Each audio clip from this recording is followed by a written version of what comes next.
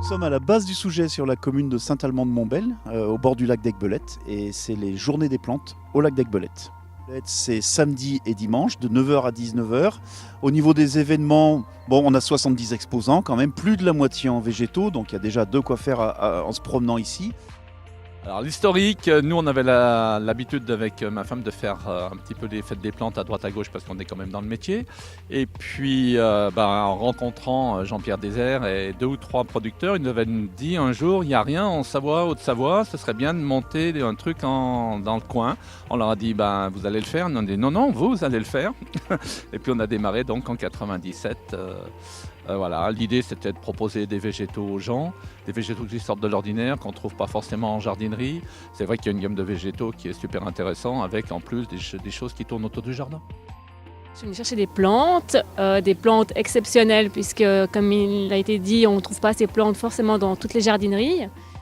C'est sympathique de voir d'autres horticulteurs. Et puis il y a une variété, il n'y a pas que des plantes, il y a des fleurs, on peut discuter, les gens prennent du temps pour parler avec nous. Et puis, c'est pas très loin de chez nous non plus. C'est trouver le végétal qu'on ne trouve pas au niveau jardinerie et à côté de chez eux. Ils viennent chercher la diversification. D'ailleurs, là, on le voit avec ce qui sort, c'est vraiment le végétal qu'on ne trouve pas ailleurs, quoi. Parce qu'on a des producteurs qui connaissent leurs végétaux, qui peuvent donner les renseignements sur ces végétaux et qui conseillent. C'est des conseils généraux sur les plantes, parce qu'il y en a qui ne sont pas connus. Le canna, par exemple, les gens, c'est la plante qu'ils connaissent le moins. Donc, c'est joli, je vois une belle photo, qu'est-ce que c'est? Est-ce que je peux le mettre chez moi? Voilà, donc il faut parler de température, hivernale, donc de résistance au gel, d'arrosage l'été, parce que tout le monde n'a pas l'eau. Qu'est-ce qu'il y a d'autre? Période de floraison, évidemment, parce qu'il y en a qui fleurissent pas longtemps comme l'iris, d'autres qui fleurissent très longtemps comme le dahlia et le canna. C'est toutes des questions vraiment basiques sur les plantes quand les gens ne connaissent pas.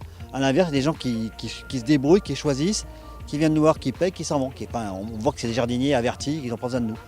Mais après, les questions, ça part vraiment dans tous les sens. Il y en a toutes sortes de questions. Et parfois des questions insolites, j'en ai pas en tête, mais des fois des choses étonnantes. Et j'aime beaucoup parce que c'est naturel et c'est pour ça aussi que j'aime bien mon métier.